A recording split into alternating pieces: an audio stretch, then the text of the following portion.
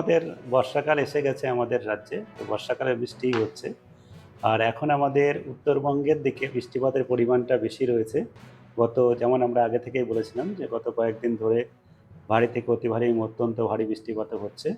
তাই এই উত্তরবঙ্গের আমাদের এখন যেটা পূর্বাভাস দেওয়া হয়েছে তাতে উত্তরবঙ্গে আগামী ২৪ ঘন্টা পর্যন্ত অতি ভারী এবং অত্যন্ত ভারী বৃষ্টিপাতও থাকবে এবং আগামীকালও অতি ভারী বৃষ্টিপাত থাকবে। তারপরে ১ তারিখেও ভারী বৃষ্টিপাত থাকবে। ২ তারিখ থেকে উত্তরবঙ্গে বৃষ্টিপাতের পরিমাণ কমবে। ১ তারিখেও একটু কমবে তীব্রতা, কিন্তু ২ তারিখ থেকে আরও কমে যাওয়ার সম্ভাবনা রয়েছে। আর আগামী ২৪ ঘন্টায় যেটা বলা হয়েছে, উত্তরবঙ্গের মূলত উপরের ৫টা জেলাতে জলপাইগুড়ি, আলিপুরদুয়ার, দার্জিলিং, কালিম্পং এবং কোচবিহার এই জেলাগুলোতে সব জায়গাতেই হালকা থেকে মাঝারি বৃষ্টিপাত, তার সঙ্গে কোথাও কোথাও ভারী থেকে অতি ভারী বৃষ্টিপাত এবং ১-২ জায়গায় অত্যন্ত ভারী বৃষ্টিপাত, মানে ২০ সেন্টিমিটারেরও বেশি ২৪ ঘন্টায় হওয়ার সম্ভাবনা রয়েছে। আর অত্যন্ত ভারী বৃষ্টিপাত হওয়ার বেশি সম্ভাবনা রয়েছে জলপাইগুড়ি, আলিপুরদুয়ার এবং দার্জিলিং এবং কোচবিহার এবং কালিম্পং জেলাতে ভারী থেকে অতি ভারী হওয়ার সম্ভাবনা। আর আগামীকাল ৩০ তারিখও এই ভারী থেকে অতি ভারী বৃষ্টিপাত উপরের ৫টা জেলাতে থাকার সম্ভাবনা রয়েছে। আর তার সঙ্গে সঙ্গে আমাদের উত্তর এবং দক্ষিণ দিনাজপুর জেলাতেও ভারী বৃষ্টিপাত হতে পারে। আর ১ তারিখে উপরের ৫টা জেলাতে মানে দার্জিলিং, জলপাইগুড়ি, কালিম্পং, আলিপুরদুয়ার এবং কোচবিহার এই ৫ জেলাতে ১-২ জায়গা করে ভারী বৃষ্টিপাত থাকবে।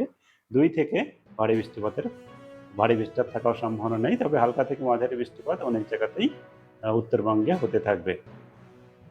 আর ল্যান্ডস্লাইডিং এর দক্ষিণবঙ্গের, জন্য কোনো হ্যাঁ, সতর্কতা? এখানে আমরা যখনই এই ভারী থেকে অতি ভারী অত্যন্ত ভারী বৃষ্টিপাত এর সতর্কতা দিয়ে থাকি, যেমন আজকে আগামী ২৪ ঘন্টার জন্য লাল সতর্কতা রয়েছে, তারপরে কমলা সতর্কতা রয়েছে, কিছুটা কমবে বলে, তারপরে আবার হলুদ সতর্কতা রয়েছে। আর এই আগামী ৩ দিনই সতর্কতা রয়েছে। এই সতর্কতার সাথে সাথে কতগুলি আমরা পরামর্শ মূলক তথ্য দিয়ে রাখি। যেমন আমাদের উত্তরবঙ্গে এই সময়ে ভূমিধস হয় বা ল্যান্ডস্লাইড যেটা বললেন, ভূমিধস হওয়ার সম্ভাবনা থাকে। সেই ভূমিধসের সম্ভাবনা তো থাকছেই। তার সঙ্গে সঙ্গে যেগুলো নিচু এলাকা রয়েছে সেগুলিতে জল জমতে পারে এবং আকস্মিক যেগুলো বন্যামতো অবস্থা, যেমন ফ্লাড যেটা আমরা বলি, সেরকমও হতে পারে। কারণ হচ্ছে অলরেডি অনেকটাই বৃষ্টিপাত হয়েছে, আরও বৃষ্টিপাত হওয়ার সম্ভাবনা রয়েছে। নিচু এলাকাগুলোতে জল জমা বা স্থানীয়ভাবে অনেকটাই জল জমে যেতে পারে। আর দক্ষিণবঙ্গে তাছাড়া যেগুলো আমাদের হাইওয়ে আছে, প্লাস এমনিতে যেগুলো আন্ডারপাস রোড রয়েছে সেগুলোতে জল জমে যেতে পারে।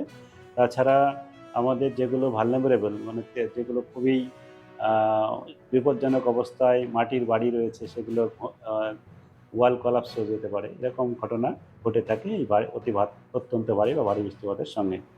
দক্ষিণবঙ্গের জন্য যেটা বলা হয়েছে, এখন দক্ষিণবঙ্গে আমাদের এখন আগামী ৪-৫ দিন পর্যন্ত, মানে আগামী ৩ তারিখ পর্যন্ত বিক্ষিপ্তভাবে কোথাও কোথাও অনেক জেলায়, কিছু কিছু জেলায় অনেক জায়গায়, কিছু কিছু জেলায় বিক্ষিপ্তভাবে হালকা থেকে মাঝারি বৃষ্টিপাত এবং বজ্রবিদ্যুৎ সহ, এবং দক্ষিণবঙ্গে এখন আগামী ৫ দিন পর্যন্ত আমাদের এই যে বজ্রপাত সহ বৃষ্টিপাত, এটা হওয়ার সম্ভাবনা থাকছে।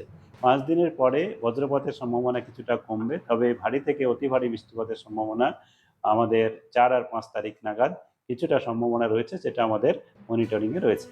কলকাতা তার পাশাপাশি, কলকাতা এবং তার পার্শ্ববর্তী অঞ্চলের জন্য যেটা বলা হয়েছে, আজকে আমাদের বজ্রবিদ্যুৎ সহ বৃষ্টিপাতের প্রবল সম্ভাবনা, যেটা অলরেডি শুরু হয়েছে। আর আগামীকালও হালকা বজ্রবিদ্যুৎ সহ বৃষ্টিপাত হতে পারে।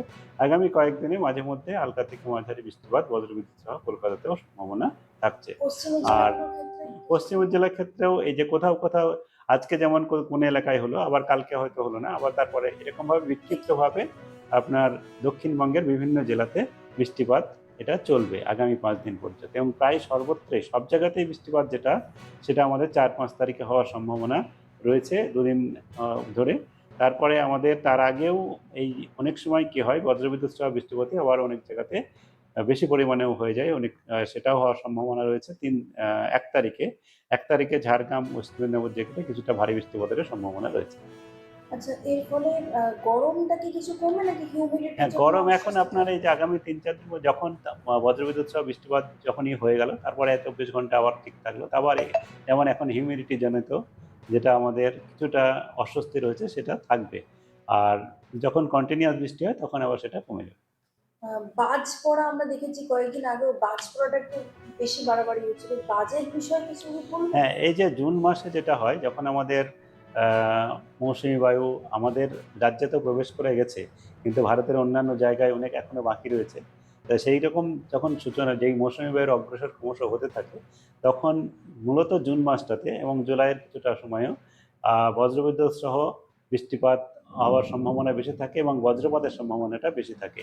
আর যখন যে অঞ্চলে আ আমাদের অল ইন্ডিয়া যখন মৌসুমী বায়ু যখন দুর্বল থাকে তখন এটার সম্ভাবনা আরও বাড়ে। এখন যেমন আমাদের যদি আমরা ভারতের অ্যাজ এ হোল দেখি সেক্ষেত্রে মৌসুমী বায়ু খুব একটা সক্রিয় নেই। কিন্তু মৌসুমী বায়ু যখন পুরোপুরিভাবে সক্রিয় হয়ে যায় তখন এই সম্ভাবনাটা কমে। তখনও বজ্রপাত হয়, তবে সেটা আমাদের অ্যা মেঘ থেকে গ্রাউন্ডে বা ভূমিতে আসার সম্ভাবনা কম থাকে। Thank you.